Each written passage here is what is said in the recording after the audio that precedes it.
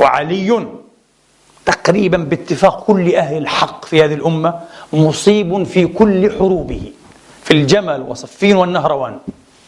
عند معظم علماء الأمة على الإطلاق. لا يخالف في هذا إلا منكود متعوس، لا يخالف في هذا إلا منكود متعوس.